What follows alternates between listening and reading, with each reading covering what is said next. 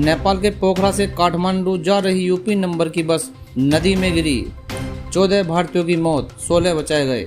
जिला पुलिस कार्यालय तनहू के डीएसपी दीपक कुमार राय के अनुसार यूपी FT 7623 नंबर प्लेट वाली बस नदी में गिर गई है और नदी के किनारे पड़ी है। जानकारी के अनुसार यह बस पोखरा से काठमांडू जा रही थी। नेपाल के तनहू जिले के अबु खैनी क्षेत्र में एक भारतीय यात्री बस नदी में गिर गई है।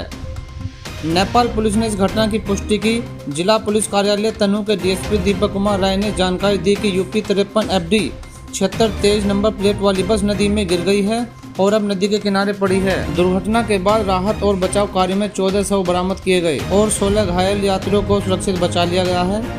यह बस पोखरा के मझेरी रिजॉर्ट में ठहरे भारतीय यात्रियों को लेकर काठमांडू की ओर रवाना हुई। हादसे के समय बस में यात्री सवार थे। घायलों को अस्पताल ले जाया गया। स्थानीय पुलिस और बचाव दल ने तुरंत मौके पर पहुंचकर राहत कार्य शुरू कर दिया और घायलों को नजदीकी अस्पताल में भेजा। प्रारंभिक रिपोर्ट के अनुसार बस के नदी में गिरने के कारणों की जांच की जा रही है। प्रशासन ने घटना की गंभीरता को देखते हुए सभी आवश्यक उपाय किए हैं और राहत कार्य को प्राथमिकता दी है।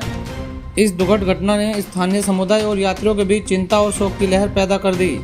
प्रशासन और बचाव दल इस हादसे की सभी परिस्थितियों की गहराई से जांच कर रहे हैं और भारतीय परिवारों को हर संभव सहायता प्रदान की जा रही है। नेपाल में सड़क दुर्घटनाएं आम हैं और कई बार ऐसी खबरें सामने आ चुकी हैं जिनमें पहाड़ी और घाटी वाले रास्तों पर अनियंत्रित बसें नदी में गिर जाती हैं, जिससे बड़ी संख्या में जान माल का नुकसान होता है। कई बार भारतीय नागरिक इन हादसों का शिकार हुए। इन घटनाओं के कारणों में अक्सर खराब सड़क की स्थिति, बसों की खराब देखभाल और ड्राइविंग में लापरवाही शामिल होती है। भारतीय नागरिकों की मौत ने दोनों देशों के बीच सड़क सुरक्षा पर ध्यान केंद्रित करने की आवश्यकता को उजागर किया। नेपाल में अब तक हुए बड़े हादसे और भारतीय नागरिकों की मृत्यु। नेपाल में बीते महीने जुलाई में भी बड़ा हादसा सामने आया था। यहां लैंडस्लाइड के बाद 2 बसें त्रिशूली नदी में बह गई थी। इस हादसे में 7 भारतीयों की मौत हो गई, जबकि बस में सवार 62 यात्री लापता हो गए थे, जिनमें से कुछ के बाद में शव मिले और कुछ को बचाया गया। बस में करीब 12 भारतीय नागरिक सवार थे। जानकारी के मुताबिक बीरगंज से काठमांडू जाने वाली एक बस त्रिशूली नदी में गिर गई, जिसमें 7 भारतीय की मौत हो गई। काठमांडू जा रही एजेंस बस में 24 यात्री सवार थे, जबकि काठमांडू से गौर जा रही गणपति डिलक्स बस में करीब 41 लोग सवार थे। गणपति डिलक्स बस में सवार 3 यात्री कूदकर अपनी जान बचाने में सफल रहे। साल 2021 में हुआ था बड़ा हादसा।